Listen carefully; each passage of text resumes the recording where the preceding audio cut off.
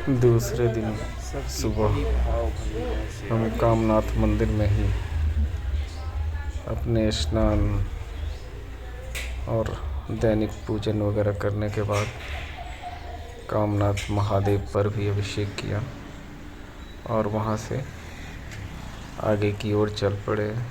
चलते वक्त कुछ गलती हुई कि हमारे अंग वस्त्र के साथ कुछ और वस्त्र हमने धोए थे, वो सूखते ही छोड़ दिए उधर और मैं भूल गया वहाँ।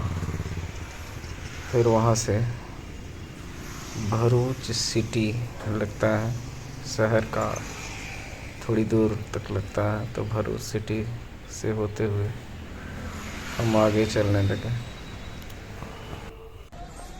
आगे चलते हुए हम नीलकंठ महादेव, जो भरूच सिटी में ही है, वहाँ गए और श्री नीलकंठ महादेव के दर्शन किए। हालांकि पहुँचते पहुँचते दोपहर हो गया था, तो लगभग 12-12:30 बजे के बाद शाम के 4 बजे तक मंदिर में वैसे दर्शन नहीं हो पाते, लेकिन चूँकि गेट इस तरह से लगा हुआ है तो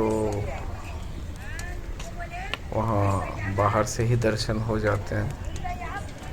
नीलकंठ महादेव बड़े ही प्रसिद्ध महादेव हैं, मंदिर है भरूच में, और ये बहुत ही विशाल प्रांगण है मैया के तट के साथ। तो वहाँ 2-3 प्रमुख मंदिर हैं और भोजन प्रसाद की भी बड़ी उत्तम व्यवस्था है। फिर हमने यहीं दोपहर का भोजन प्रसाद लिया और थोड़ी देर आराम करके फिर आगे की ओर प्रस्थान किया।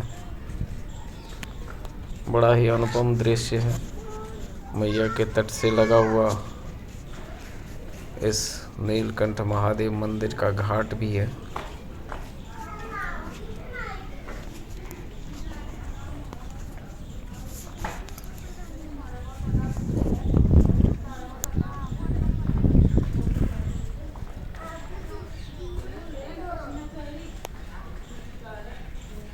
यहाँ श्री हनुमान जी का भी बड़ा ही अनुपम विग्रह एक मंदिर में है।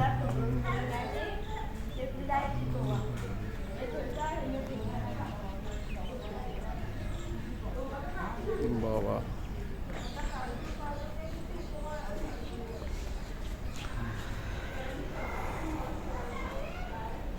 ये चूँकि दोपहर का वक्त था, मैंने बताया हूँ आपको, तो उस समय बाहर के गेट तो खुले होते हैं, लेकिन जो मंदिर का मुख्य कक्ष है उसका गेट जो है वो जालीदार लोहे के गेट से बंद था। तो हमने बाहर से ही उनका झांकी दर्शन किया। जागू जागू भोलेनाथ, और जागू। बाबा से आशीर्वाद मांगा। ये देखिए,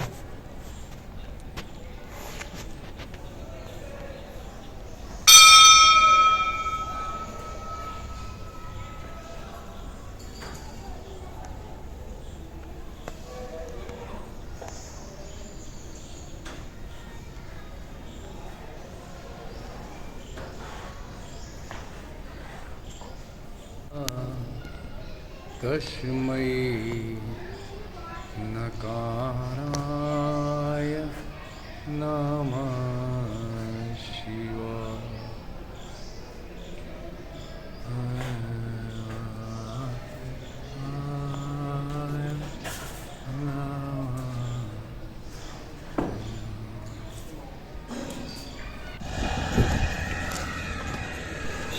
इस समय का मौसम ऐसा है कि शाम को ही अधिक सर्दी शुरू हो जाती है और सुबह तो इतनी ठिठुरन रहती है, लेकिन फिर भी अंग वस्त्र वगैरह सुबह सुबह उतार कर और फिर स्नान करना एक बहुत बड़ा चुनौती होता है।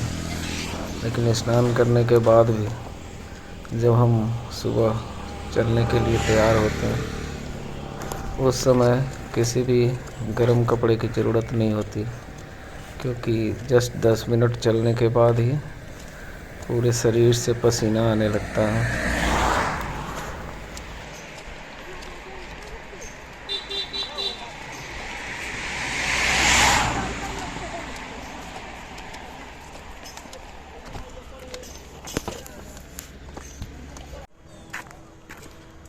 आज कामनाथ महादेव मंदिर से हम सुबह निकले थे और लगभग 10 किलोमीटर की यात्रा तय कर हम नीलकंठ मंदिर तक पहुँचे और वहाँ भोजन प्रसाद लेकर बिना रुके बिना आराम किए फिर से 12 किलोमीटर की यात्रा करके हम यहाँ शुक्ल तीर्थ जो सिद्ध स्थान है वहाँ पहुँच रहे हैं। लेकिन सूर्यास्त लगभग हो चुका है और अभी मंदिर आना कुछ दूर होगा। यहाँ बोर्ड तो दिख रहा है, लेकिन देखते हैं अब वहाँ किस तरह की व्यवस्था हो पाती है या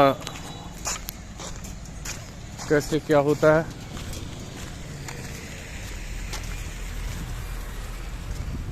आगे देखने पर मंदिर में जाने पर ही पता चलेगा। नर्मदे हर। लेकिन कुल 22 किलोमीटर की लंबी यात्रा आज ये पहली बार मैंने तय की है, क्योंकि इससे पहले मैं ज़्यादा से ज़्यादा 15-16 ज़्यादा से ज़्यादा 18 इतने तक ही यात्रा करता था।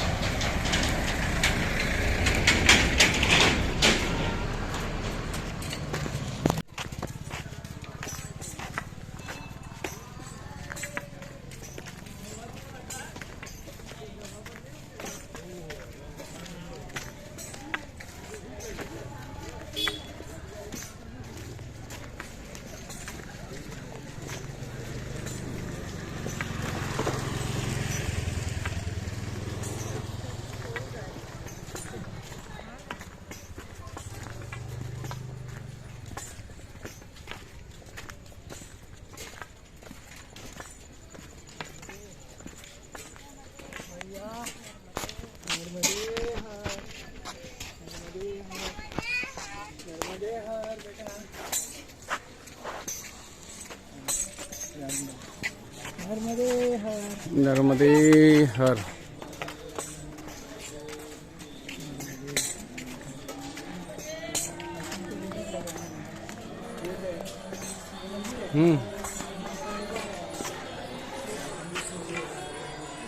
प्रभु शरणागत पर कृपा कर।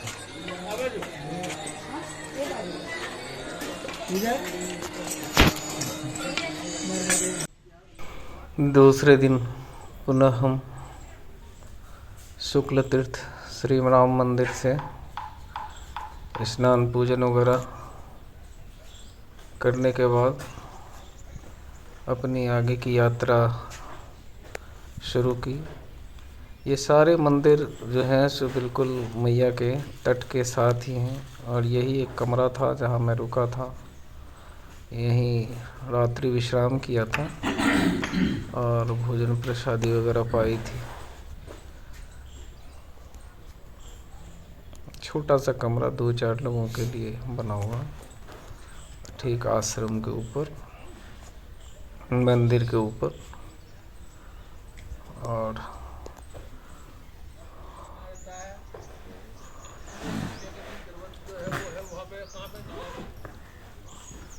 नहीं, वैसे अपनी यादाश्त के लिए ठीक रहता है।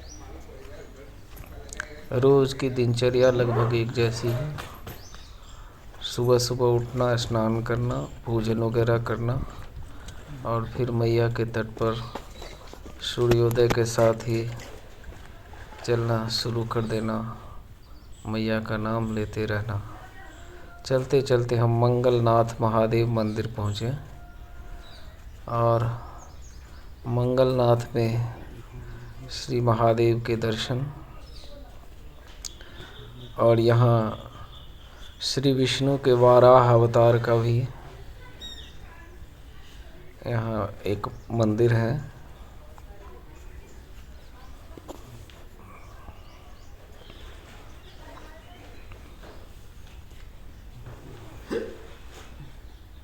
ये वाराह अवतार मैया नर्मदा जी और श्री लक्ष्मी नारायण सभी देवी देवताओं की सजीव मूर्तियां हैं और इनके साथ ही सामने ही श्री मंगलनाथ महादेव जी का मंदिर है, जो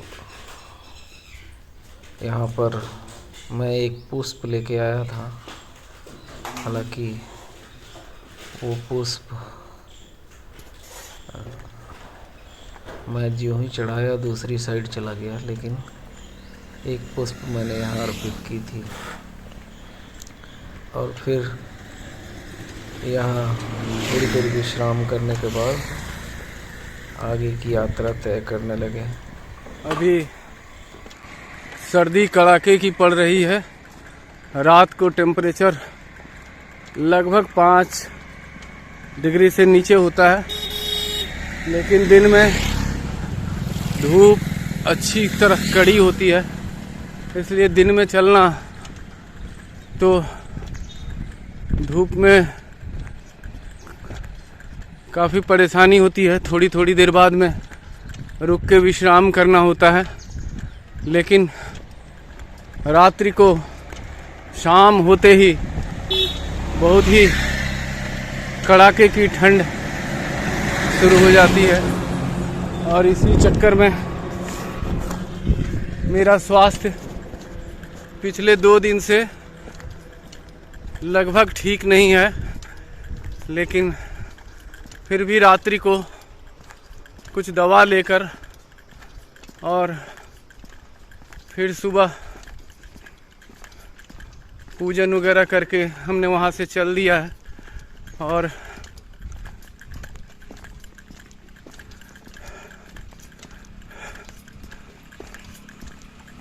देखता हूँ आज की कैसी तबीयत रहती है।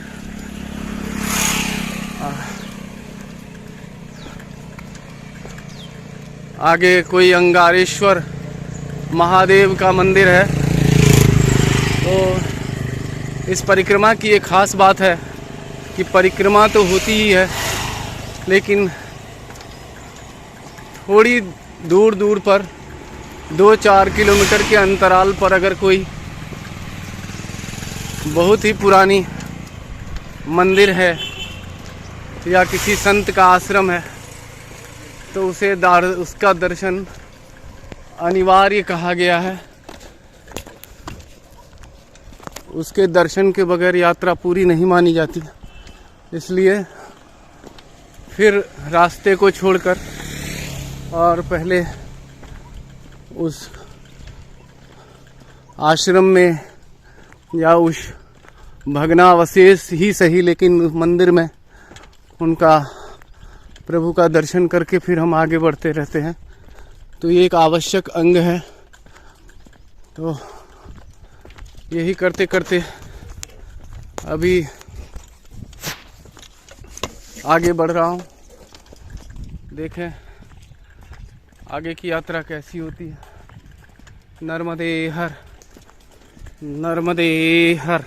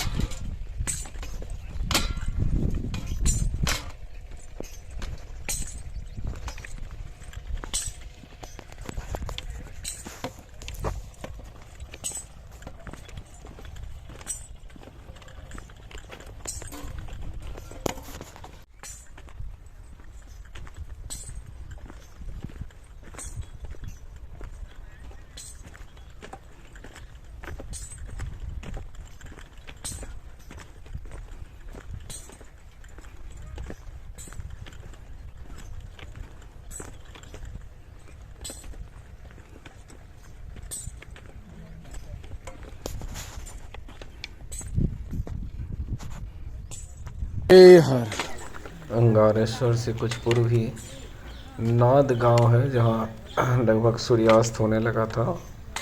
तो वहाँ दो आश्रम हैं। एक तो संत कबीर के नाम पे कोई आश्रम है जो बहुत पुराना आश्रम है, और एक नया आश्रम है जो योगानंद, संत योगानंद के नाम पे चल रहा है।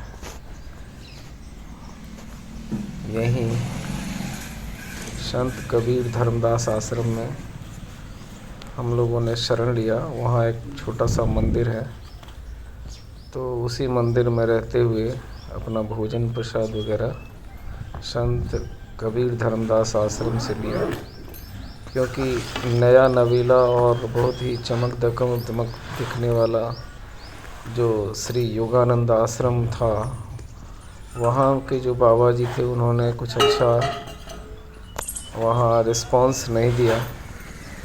और हालांकि संत योगानंद बहुत ही बड़े संत रहे हैं, जिनके एक गुरु परंपरा में बहुत ही बड़ा सम्मान रहा है। जो नर्मदे हर युक्तेश्वर गिरी के शिष्य थे। युक्तेश्वर गिरी वो जो श्री श्यामाचरण लाहिरी जी के शिष्य थे, और श्यामाचरण लाहिरी वो जो परम अवतार बाबा जी के शिष्य थे। इतनी बड़ी संस्था के जो नाम पे ये चल रहा था, लेकिन वहाँ कुछ लोगों के द्वारा बढ़िया रिस्पांस नहीं। यही है, देखिए, ये है संत योगानंद जी के नाम पे सिर्फ बोर्ड लगाए हुए हैं, लेकिन किसी तरह की कोई सेवा यहाँ नहीं की जाती है। आसपास से पता चला कि सिर्फ एक वीवीआईपी का अड्डा है और कई तरह के योगदान शायद मिलते हों, लेकिन यहाँ किसी तरह की भक्तों की सेवा नहीं की जाती। फिर भी हम बाहर से ही मंदिर को प्रणाम करके और फिर संत कबीर धर्मदास आश्रम में जो बाबा जी थे, उन्होंने ही हमें आसन वगैरह दिया और भोजन प्रसादी दी।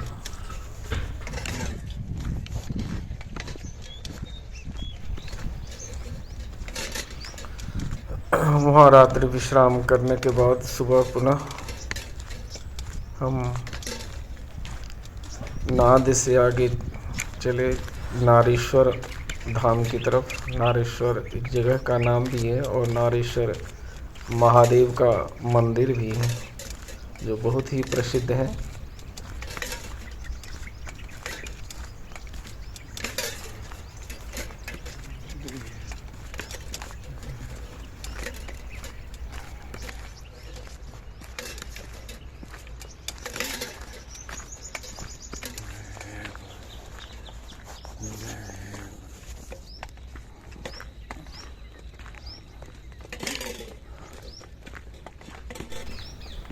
फिर से वही पुराने रास्ते शहर छूटने के बाद गांव के बीच से होता हुआ दोनों तरफ लंबी लंबी झाड़ियों की कतारें और कच्ची सड़क, बल्कि कई जगह तो पगडंडियाँ भी थी।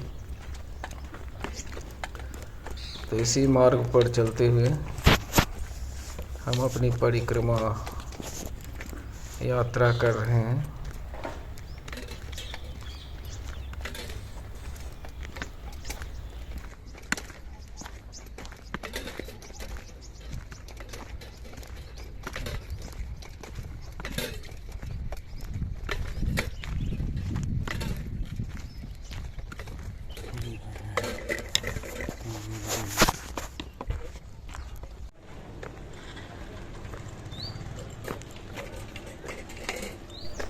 और फिर हम लगभग दोपहर के 2 से 2:30 बजे के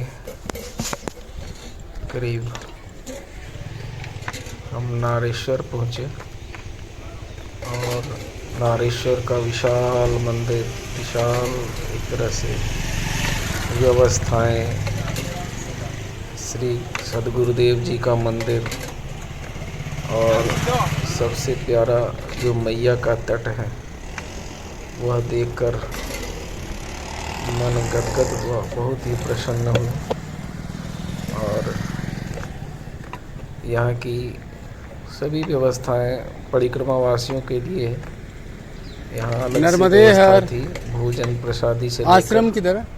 और विश्राम तक की बड़ी ही सुव्यवस्थित व्यवस्थाएं।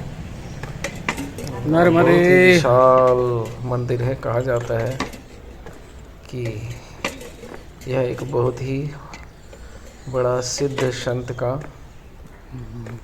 मंदिर है। यहाँ के बारे में कई चमत्कार हैं, यहाँ के संत बताते हैं। तो बहुत ही विशाल प्रांगण, विशाल व्यवस्थाएं हैं यहाँ। फिर हम यहीं दोपहर का भोजन प्रसाद वगैरह पाए और थोड़ी देर विश्राम करने के बाद मैया के तट पे गए और मैया से फिर अनुनय विनय प्रार्थना की और फिर यहीं रात्रि विश्राम आश्रम किधर है? किया। रात्रि में भोजन प्रसादी पाई।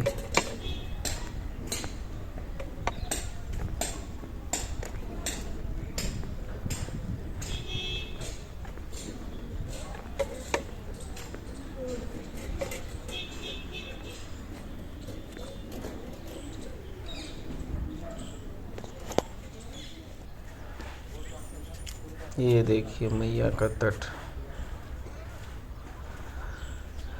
इतनी अच्छी लग रही थी। वहाँ शाम को ही मेरी इच्छा हो गई कि मैं स्नान करूं, लेकिन सांग थोड़ा ज़्यादा हो गया था, इसलिए मैं मैया के तट पे स्नान शाम को नहीं कर पाया। जो मैं सुबह सुबह यहाँ स्नान करने के बाद ही नारेश्वर मंदिर में जलाभिषेक करने के बाद ही हम आगे बढ़े थे। और ये रहा परिक्रमा वासियों के रुकने का स्थान।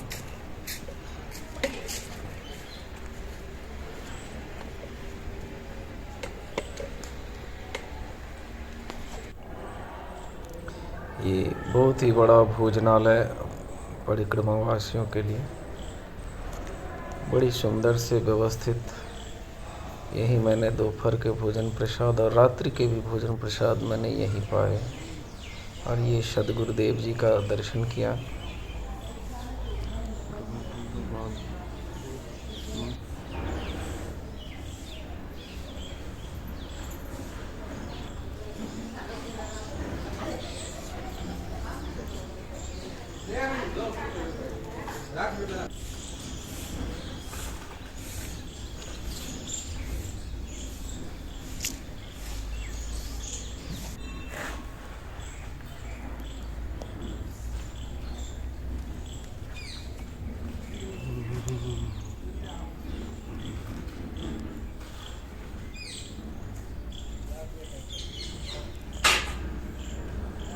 ये कीजिए श्री नारेश्वर महादेव के दर्शन।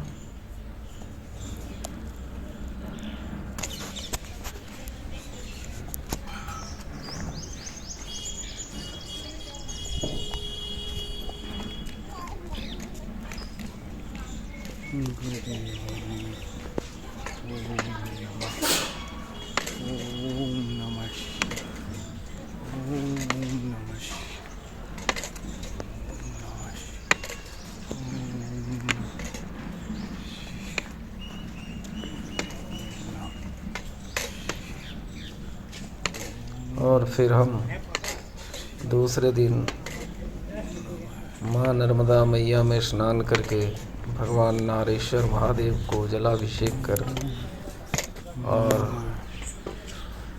फिर हम वहाँ से अपनी आगे की नर्मदे परिक्रमा जारी रखें।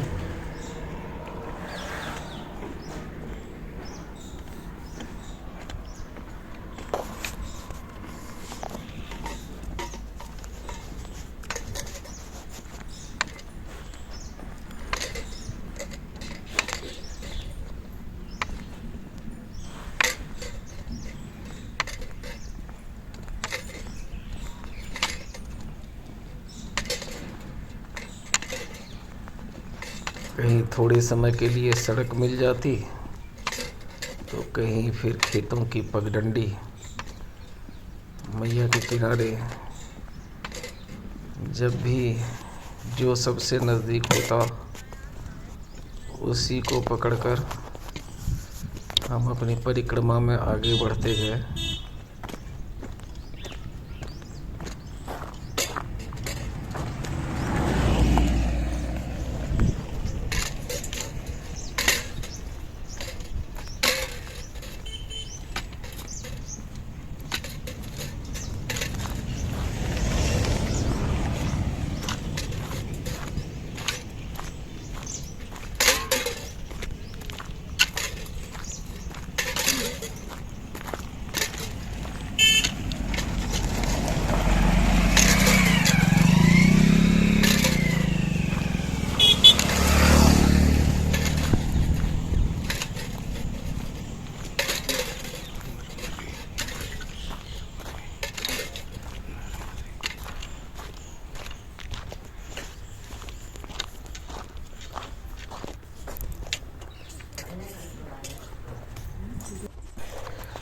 आगे चलते चलते फिर से हमें मैया का तट, मैया का किनारा मिल गया और मैया के किनारे चलते चलते ही पगडंडियों पर हम अपनी यात्रा, परिक्रमा यात्रा कर रहे थे, जो शाम होने के साथ श्री बलेश्वर हनुमान जी आश्रम मांडवा, जो बड़ोदरा ज़िला में पड़ता है गुजरात के, वहाँ तक हमने आज शाम तक यात्रा की। और जैसे ही सूर्यास्त होने लगा था तो मैया के तट से ही एक आश्रम दिखा, जो करीब 30-40 सीढ़ियाँ ऊपर चढ़ के था। वहाँ श्री हनुमान जी का एक बहुत ही सुंदर मंदिर है और फिर मैं उसी मंदिर की तरफ बढ़ चला। रास्ते में यूँ तो पूरा ही सुनसान ही होता है, दुक्का दुक्का परिक्रमावासी भी इस रास्ते में दिख रहे थे, क्योंकि कई लोग सड़क के रास्ते को ही ज़्यादा प्रश्रय देते हैं और सड़क के रास्ते निकलना अपने लिए सेफ समझते हैं। लेकिन मैंने मैया का ये पथ ही चुना था अपनी परिक्रमा के लिए। रास्ते टेढ़ी मेढ़ी, ऊपर नीचे, कई जगह मैया से निकले हुए बालू का ढेर। मन में ईश्वर का नाम, मुख में ईश्वर का नाम और दिमाग में यही कि पता नहीं कब हमारे दिन पूरे होंगे। यहाँ तक चलते चलते थक गया तो फिर यहाँ थोड़ी देर बालू में ही मैया के किनारे विश्राम करने लगा और फिर ऊपर चढ़ के बालेश्वर हनुमान जी आश्रम, यहाँ पर बालेश्वर हनुमान जी आश्रम रात्रि में शरण लिया। नर्मदा तट, श्री बालेश्वर हनुमान जी के दर्शन किया। रात्रि में भोजन प्रसादी वगैरह भी यहीं पाई थी। बहुत ही बढ़िया अनुभव था।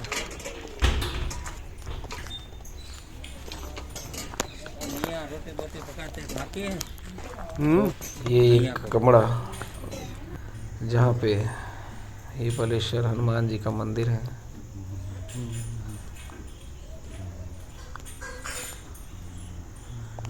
और यहाँ एक संत ऐसे भी थे जिन्होंने, जूना अखाड़े के सन्यासी हैं, जिन्होंने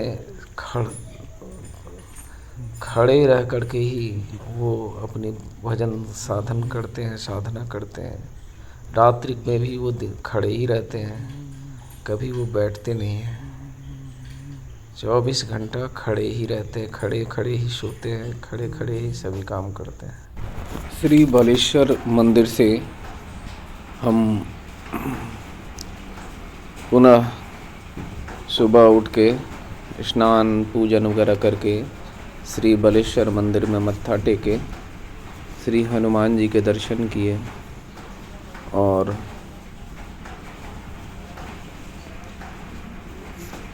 फिर वहाँ से अपनी आगे की परिक्रमा जारी रखी। बहुत ही भव्य, बहुत ही सुंदर, बिल्कुल नर्मदा मैया के किनारे ये बना हुआ अपनी सिद्धि को बताता हुआ ये मंदिर बहुत ही पवित्र स्थान। यहीं हमने रात्रि विश्राम किया था और यही है वो साधु बाबा जो कभी बैठते नहीं बल्कि सोते भी खड़े खड़े हैं, खड़े खड़े सारा काम करते हैं। ये जूना अखाड़े के एक संत हैं और ये कई वर्षों से निरंतर खड़े ही हैं और कभी बैठते नहीं। बहुत ही सज्जन व्यक्ति हैं। इनके दर्शन करके फिर हमने अपनी आगे की यात्रा जारी रखी और फिर मैया के तट से पहले भी चल रहे थे तो वहीं से पीछे से मैया के तट पे उतर के और पुनः चलना शुरू किया और यहाँ से लगभग 5 किलोमीटर के आसपास मैया के तट पर चलने के बाद फिर से ऊपर आकर गांव के रास्ते से होकर एक सड़क मिल जाती है। तो उस सड़क के रास्ते से हम सिनोर पहुँचे। सिनोर में श्री दत्ता मंदिर जो है वो बिल्कुल फिर से मैया के किनारे ही स्थित है। बहुत ही पवित्र जगह, बहुत ही सुंदर। मैया को देखने से तो वैसे ही मन प्रफुल्लित हो जाता है। तो वहीं हमने दिन की भोजन प्रसादी पाई और थोड़ा आलस्य बढ़ रहा है, इसलिए मैं सोचता हूँ कि आज यहीं विश्राम करूँ। रात्रि में सायं फिर पूजन वगैरह, आरती वगैरह करके भोजन प्रसाद वगैरह लेकर रात्रि विश्राम इतने मनोरम स्थान में करने को मिल रहा है तो यहीं रात्रि विश्राम करूं।